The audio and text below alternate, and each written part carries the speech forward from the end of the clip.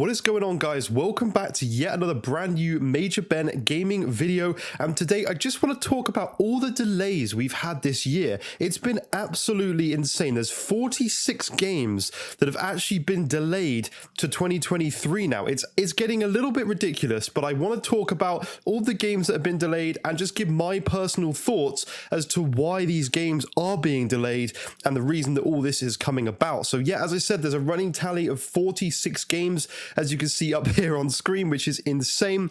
But let's get into all the games that have been announced, and just please consider subscribing to the channel. Please leave a like on this video, and yeah, it's just awesome to have you guys watching these videos, and it's just been great. The support has been mad. So Stalker 2 Hearts of Chernobyl, so that has actually been delayed from April 28th to December 8th, and then it's been delayed again from December 8th to the first half, not even quarter, but the first half of 2023.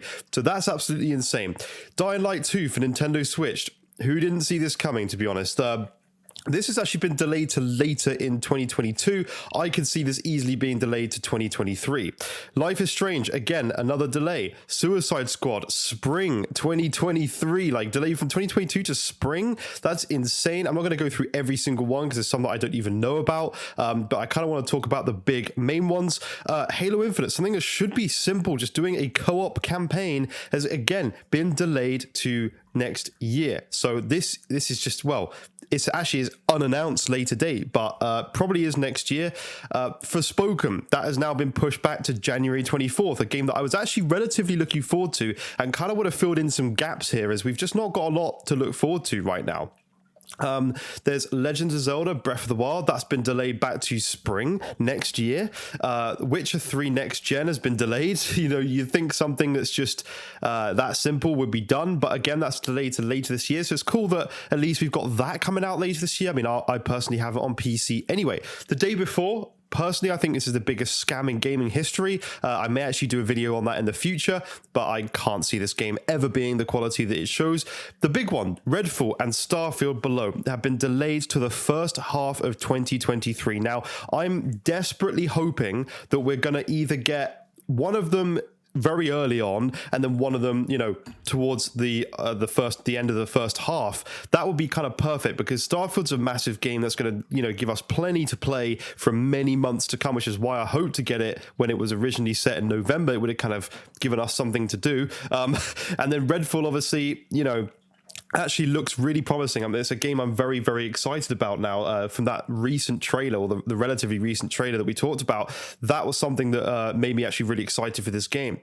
Dying Light 2 Story DLC, again, that's been delayed. Not a big deal, but it's kind of like, well, why? You know, it's just DLC. Why is every single thing getting delayed at this point? It's just too much. Prince of Persia, well, I mean, that's been on the cards for so long now, and that's been set for next year as well.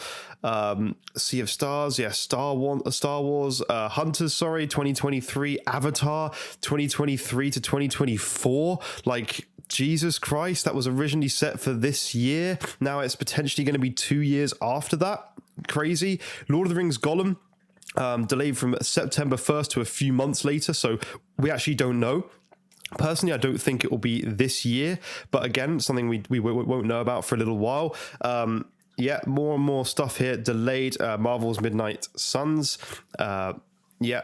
Hogwarts Legacy, here's the big one. So this has been pushed back as well from holiday 2022, which would have been really nice to have a game like this, to February 10th. And then the Switch version, which I don't even know how this game has a Switch version at this point, that's been pushed back to a case of they haven't released a date yet.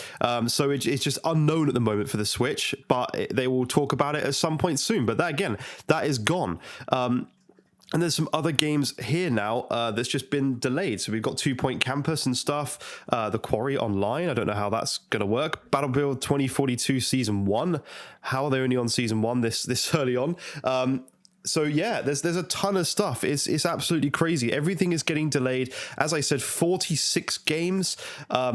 And it just seems to be going up and up all the time. So let's talk about why this is, what's going on. So in my personal opinion, we know recently we've had the big launches like Fallout 76, not I was going to say Skyrim then, the Skyrim was great. Fallout 76, Cyberpunk, and Battlefield 2042. Those are the biggest ones that come to my mind just off the top of my head right now. Those are the biggest ones that are constantly having issues at launch. Now, I think that the developers are now actually thinking a bit more clearly. Games are taking longer than ever to create because there's so much more technology in them. They're more advanced. It's taking longer to make games. And they're finally realizing that releasing these products half-assed, like they have done with the others, just damages the reputation permanently for that game. Fallout 76 is dead. That game is absolutely dead, and it's something that was dead from launch, damaged the reputation at launch, and since then, no matter how much work they put into improving it, there are still people like myself who just won't want to play that game. I don't see the point in me putting any time into that game because the reputation was damaged at launch, and it just doesn't. Every time I hear that name, it makes me cringe and I don't want to hear about that game. Cyberpunk. I actually played the whole of Cyberpunk, but there were so many bugs, so many crashes right from the start. On PlayStation 5, I played it on the first time. That game is just so buggy. It was just unplayable. There was no point jumping into that game. And again, it's damaged the reputation. People are still not wanting to buy that game. I have tons of people at my office who are like, oh no, I don't want to touch that game. I probably won't ever bother now because it's just so dead.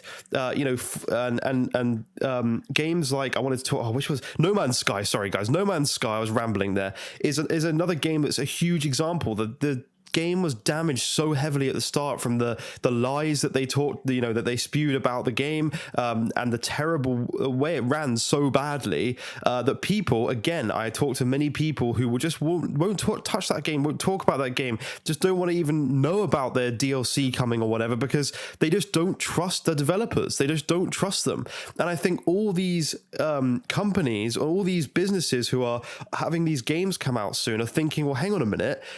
With all the live service stuff that we're putting into these games now, I'm not going to risk ruining the game on launch because people aren't then going to buy it.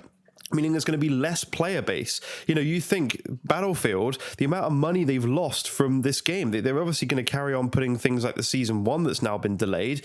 But at the same time, there is always going to be less people playing that game now just due to how bad the launch was. And that's a live service game where there's things that you can buy in game. They need as much money as possible, like the battle passes. They need as many people as possible to jump in and play that game. And that's just not going to happen now. They've ruined the reputation from the start, and this is the biggest problem and the biggest concern for developers now. And I think they're realizing, hang on a minute, we just need to push our games back, and everyone's doing the same thing. We cannot afford to release the game in a half-finished, unplayable state. Let's just take the time. All the people out there, any person who's a good video game consumer would be like, okay, that's great. You've delayed the game. Fantastic. That's good news. Hopefully we can get a full finished product. And that's why I'm talking about it in this video. I'm not angry that these games are getting delayed, but it's just interesting to see how many now. It says here we tallied 60 delays in 2021 alone as well. So now we're on 46 delayed from 2022 to 2023. But yeah, I find this very interesting. It's something that's just happening. It seems to be more and more common now in the gaming industry. And I think it's great news that these games hopefully will release finished. If these games don't release finished after these delays, then there's a serious problem. I don't know what they're doing, but there would be a serious issue if these games are not fully playable with no bugs or very few bugs and glitches at launch. Because if there is still, that would be a massive problem. That would be really terrible for these companies to release games after this many delays. But personally, I think it's positive news. I think it's something we should all be happy about. It should give us a more finished product. And at the end of the day, the amount of games launching in 2023 now is absolutely insane. 2023 is going to be the year that 2022 should have been. We've had the 2 next-gen consoles now. I mean, I personally play on PC, but we've had the 2 next-gen consoles now for nearly, is it 2 years? I don't even know. I can't even remember. Was it 2020 they launched? I think it was. So we've had them for 2 years. And, this year should have been the time where they were absolutely smashing out great exclusives, great games in general that are upgraded, aren't going to be on the previous generation systems, so you can get those best looking games. But this is going to be awesome. 2023, just look through that list that I showed you. It's IGN articles, an article from IGN, sorry. So yeah, do check that out. But that is going to be it for this video. I do hope you guys enjoyed this one. Please do leave a like. Please do subscribe. Let me know what you think down below in the comments. And yeah, I'll see you in future videos. Bye-bye, guys.